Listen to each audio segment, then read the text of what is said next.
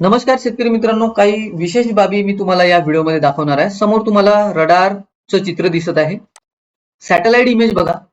महाराष्ट्रावर, संपूर्ण महाराष्ट्रावर आपल्याला सध्या बाष्पाचे ढग दिसत आहे. त्यातल्या त्यात जो भाग आता कलर मध्ये तुम्हाला दिसत आहे, इथे जास्त घनतेचे ढग, म्हणजे इथे जर पाऊस यायलाच पाहिजे अशा प्रकारचे ढग इथे दिसत आहे. त्यानंतर ही रडार इमेज बघा. या रडारवरही भरोसा करायचा का नाही म्हणून हा व्हिडिओ आहे. तर मी तुम्हाला सांगतो, जरा बारकाईने तुम्ही या लोकेशनकडे लक्ष द्या. तर अमरावती, त्यानंतर चांदूर बाजार, तसेच चांदूर बाजार, त्यानंतर अंजनगाव, सुरजी, अकोलामध्ये, त्यानंतर अमरावतीमध्ये धारणी, अमरावती, त्यानंतर भातकुली, दर्यापूर, तिवसा, मोझरी, नांदगाव, खंडेश्वर, तसेच आता बघा काही ठिकाणं इथे वर्धा जिल्ह्यामधले देवळी, वर्धा चा काही भाग, मध्ये पुलगाव, धामणगाव रेल्वे, आता नागपूरमध्ये उमरेड, त्यानंतर आर्वी, समुद्रपूर, हिंगणघाट हे वर्धे मधले तालुके, तसेच आता चंद्रपूरमध्ये बघा शिंदेवाही, त्यानंतर गडचिरोलीमध्ये बराचसा भाग, चामोर्शी, गडचिरोली हा भाग. तसेच आता जर का आपण याचं ॲनिमेशन पाहायला गेलो, तुम्ही बारकाईने आता स्क्रीनकडे लक्ष द्या. काही बाबी विशेष मी तुम्हाला सांगणार आहोत. याच्यामध्ये आता हे ॲनिमेशन प्ले करणार आपण. तर आता ॲनिमेशन प्ले करताना ढग पहा कसे इकडे सुद्धा आपल्याला दिसते, म्हणजे जळगाव, जामोद, बुलढाणा साईड.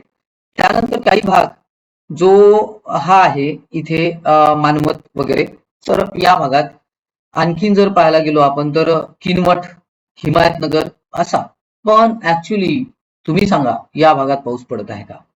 यवतमाळ जिल्हा जर आपण पाहायला गेलो तर घाटंजी ते कळंबच्या दरम्यान बघा ढगाची निर्मिती कशा प्रकारची होताना दिसत आहे. परंतु मी माझ्या लोकेशनला एक गोष्ट ऑब्झर्व केलेली आहे गेल्या काही दिवसात, म्हणजे जिथून पासून ढगाळ वातावरण, मी हवामान अंदाज त्यासाठी देत नव्हतो, कारण की हे बाष्पाचे ढग आपल्याला दिसते, त्या प्रकारचं प्रिडिक्शन उद्याच्या इमेज मध्ये सुद्धा दिसू शकते, परंतु तिथे पाऊस पडत नाही.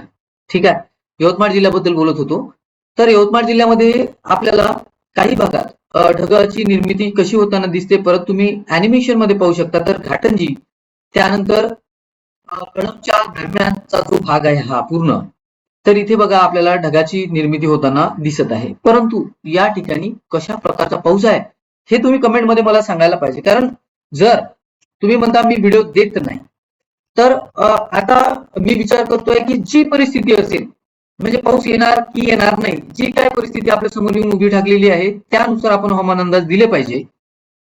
तर याचाही आपण अभ्यास केला पाहिजे की आपल्याला ऍक्च्युली मॉडेल्स काय दाखवतात.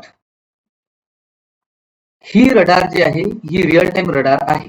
जर आता तुम्हाला जर का IMD ची एक लाईव्ह रडार मी तुम्हाला दाखवतो.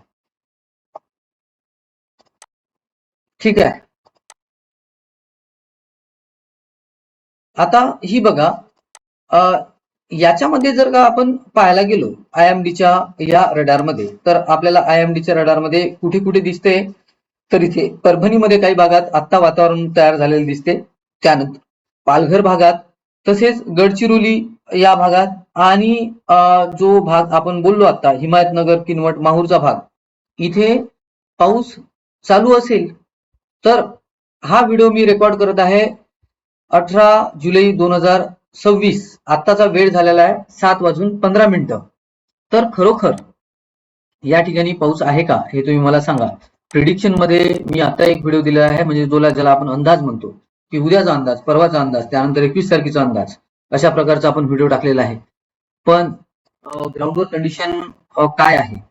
त्यानंतर विदर्भ, मराठवाडा जर सोडला तर आपण रत्नागिरी, कोल्हापूर, सिंधुदुर्ग या भागात काही ठिकाणी पाऊस आता चालू आहे, चालू असायला पाहिजे, कारण हे करंट रडार आहे. इथे आपल्याला लाइटनिंग स्ट्राईक, म्हणजे विजांचा गडगडाट बघा, मी झूम आउट केलं, तुम्हाला संपूर्ण भारत आता सध्याच्या परिस्थितीत समोर दिसत आहे स्क्रीनवर. आणि आता इथे मी ॲनिमेशन प्ले करतो.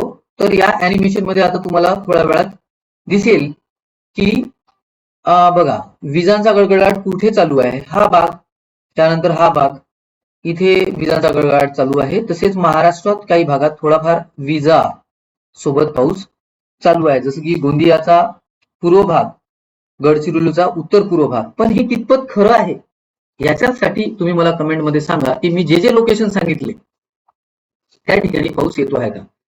ठीक आहे, धन्यवाद.